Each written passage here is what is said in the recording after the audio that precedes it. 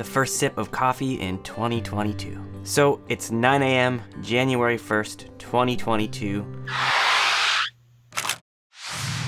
Okay, you got me. That was a lie, but wasn't it a better story? Truthfully, I didn't actually start filming until the afternoon, and it was my second cup of coffee.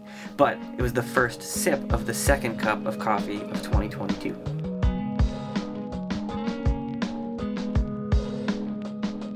...2021, that is in the past now. I just spent the morning lazing with the pups and reflecting on everything, both good and bad, that happened last year, and making plans for this upcoming year. Usually I take New Year's Day off and don't do any work, but I was so pumped about what I've got coming up, I just had to come in here, make a video, and share it with you guys. Now, I don't know about you guys, but 2021 was kind of a blur for me. 2020 obviously had some big things. There were some really high highs and some really low lows for everybody. For me, that meant closing my music school, that meant gigs essentially coming to a halt, and I really had to pivot super fast if I was going to continue to make a career in music. 2021 was definitely more of a transition year for me. It really meant redefining what I thought making it was in this industry and in life in general.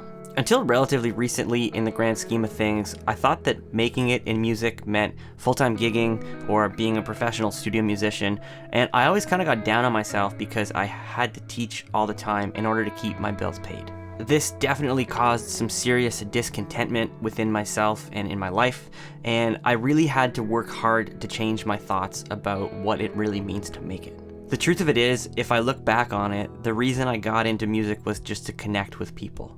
My dad and my uncles played, I always wanted to be a part of that group, and as I learned more, I just wanted to share my music with friends, I wanted to be a part of the music community, and it's always been connection, it's never been about anything else. At some point, something flipped and my definition of success or making it really changed, and it became about the big gigs and the big recording sessions. The funny thing is, when I actually sit down and think about what I like about music, the idea of being on the road for a couple of months at a time playing the same songs every night is actually kind of my worst nightmare. The part of that process I actually love the most is figuring out how to play the songs, how to make the sounds, how to recreate something live that's been done on the record. All the other stuff like the travel and eating crappy food or maybe stuff that's not as good for you, having my routine upended, I don't actually really like all of that stuff. It's something that I definitely can handle short term, but long term, I think I would go totally nuts if I had to do that. I started thinking about this in 2019 a little bit, or 2020, and then when things just all went to shit, I had to just completely reevaluate and change my plan. This really made me take a long, hard look at what made me happy playing music. So my new definition for making it is just me being able to pay my bills with my guitar in my hands and being able to live in a place that I can enjoy the leisure activities outside of my job. Leaving time for family and friends and the dogs and everything else that's good about life that's not music is super important to me too. So over the last year, I really leaned into the whole sharing and teaching thing. I'm enjoying my teaching more and more because I have students that I align with, and this whole making videos for YouTube thing has been a total blessing. It's so much fun. I look forward to every single part of the process, and I know I haven't grown a whole lot, and I did have to take some time off for some different personal reasons, but I'm super proud of the fact that I never quit, and I'm persevering, and I'm really pumped to keep sharing content with you guys. So I want you guys to think about this for a second. What do you define making it as? You don't have to be a professional musician or desire to be a professional musician to have this sort of idea. How do you feel about where you're at musically right now? Maybe you need to take some time and redefine why you actually do it. What do you want to feel when you pick up your instrument and play music? Maybe that's a weird question. What do you want to feel? Obviously, playing music is supposed to bring good feelings, although sometimes I think we can really get in our heads and it totally flips upside down.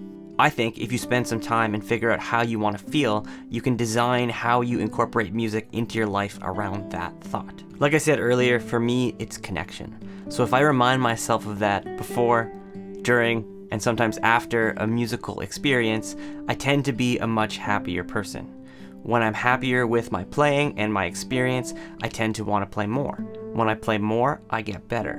When I get better, I want to play more. And you can see how this cycle just continues and music becomes so much more fun. We just gotta wait out the furnace here. I forgot to turn it off.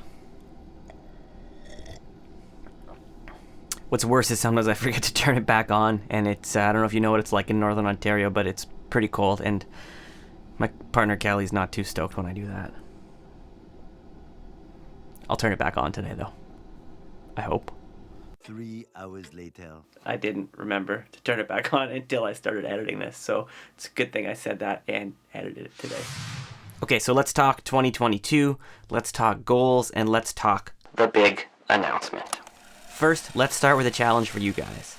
My challenge for you for 2022 is to pick one thing as your goal. One thing you want to improve on in music and just focus on that. You might be thinking to yourself, well, that one thing seems pretty easy and I have a whole year to do it, so I'll pick 2. And then you think, well, if I'm picking 2, I might as well pick 3. Your year starts off good, you're practicing every day, you're putting in the time, everything feels balanced until it's not. Trust me, because it happens to me almost every year. I have these grandiose plans of what I want to do musically, and I jam-pack too many things into one small year, and then I essentially accomplish nothing. Or not nothing, but I probably could have accomplished more by choosing one thing. And I think you should do the same. Pick something that you can objectively look back on 1 year from now and go, yes, I got better. No, I didn't get better.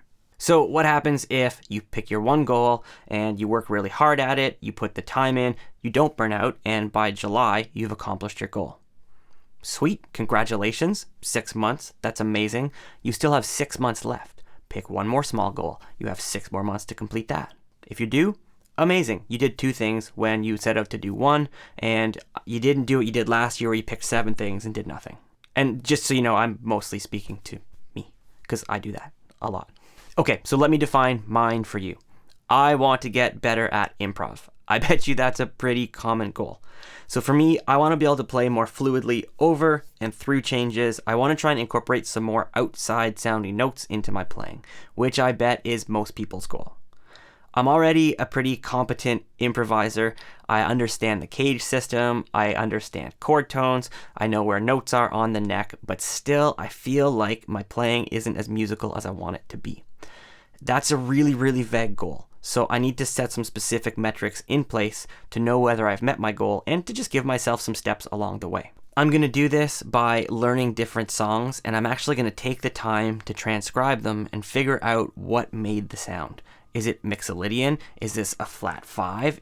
What's the sound? That's the biggest thing. And then I need to be able to take that sound and apply it in a musical situation. So my goal is to learn one small thing at a time and immediately apply it to a situation. So as gigs or different musical opportunities roll in this year, I'm going to keep that goal in the back of my mind all the time, and I'm going to choose what I do based on whether or not it supports me probably meeting that goal.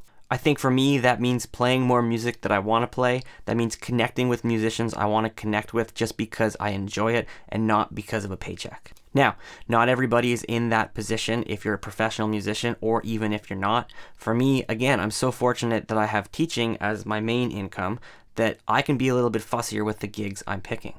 If you're not making a living from music, maybe you only have a small window of time and you're already committed to a band or 2. Does playing with those groups advance your musicality to where you want it to go? Or does it not? If it doesn't, maybe it's time to reevaluate your commitments. So I want you guys to think about that and let me know down below in the comments, what are your musical goals for this year? Okay, now it's time for the big reveal, even though it's the title of the video and you can probably guess, but I'm going to tell you anyways. In the spirit of minimalism, I am going to go 1 year not purchasing any gear. 1 year, no gear. It sounds scary now that I say it on camera. For the next 365 days, I will not be purchasing any new music gear, nor will I be researching any new music gear. I want to devote the next 365 days to bettering myself as a musician and devote my time to the craft. I want to learn new things, I want to play more music, and I want to think about the gear less, because really, gear is just a way for you to get your musical ideas out, and God knows I already have enough of it to do that. I feel like I've already been tempted even though I hadn't started yet. I was at a buddy's place doing a studio tour a couple of days ago, which is coming soon. I'm super excited for it too. And he had just got this beautiful handmade acoustic guitar that was made by a local luthier not too far from here. Obviously, I played it right away, and instantly my brain went to, holy crap, how do I get one of these ASAP? I actually had to stop and remind myself, I already have lots of nice acoustic guitars. They're just as good. I'm gonna play them. It wasn't as easy as that, but that's kind of the process. The truth is, I have everything that I need to be creative right here in this room and to do all of my jobs. At the end of all these videos, I always thank you guys for time, and I really do think that time is our most valuable currency, yet I still find myself throwing mine away to things that don't bring me joy. Honestly, I don't even want to know how much time I spent on YouTube last year looking at different gear reviews, comparing one thing to another thing and deciding if I needed to have it to make me a better musician. It's probably really embarrassing. Okay, let's get back to the 1 year no gear thing really quickly, and because it's New Year's Day, I'm gonna go and relax, which means probably clean the studio or something after this. Here are the rules. 1, no new gear for 2022. Seems simple enough. 2, I'm not allowed to sell a piece of gear to buy a piece of gear or trade a piece of gear. I've got what I've got. If I sell it, it's gone, and I need to put the money into savings or Bitcoin or whatever. 3, I'm allowed to maintain my instruments. It's still okay for me to go to the repair guy, which is actually where I should probably be spending my money instead of new guitars anyways, because that's better. If I need something like frets, that's totally cool, but I'm not gonna put any new pickups in guitars or anything like that. If something I use breaks, I'm allowed to replace it. For instance, if my interface suddenly explodes and doesn't work anymore, I'm allowed to replace it with the same one I had. If that's not made anymore, I can replace it with something comparable. Last, number 5, expendables are allowed. So I can buy picks if I need them, I can buy strings if I need them, I can buy capos if I need them, or slides, but like no new crazy fancy things. I've already got some good slides. If I break some slides, I can replace them. If my capos wear out, I can replace them as well. What do you guys think? Easy? Hard? Could you do it? Would you do it? Obviously, I'm not expecting anybody else to do this. You guys can hurt through my hurt if you want, or whatever happens. Truly, I think it's gonna make me a happier, more productive, more creative individual. Anyways, guys, that's it for me today. As always, I can't tell you guys how much I appreciate your time and attention in such a noisy world, and I hope you have a musically fulfilling 2022.